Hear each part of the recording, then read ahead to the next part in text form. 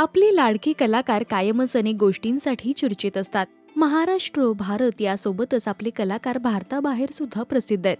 तर अनेक कलाकार भारताबाहेर जाऊन आपली संस्कृती जपताना दिसतात.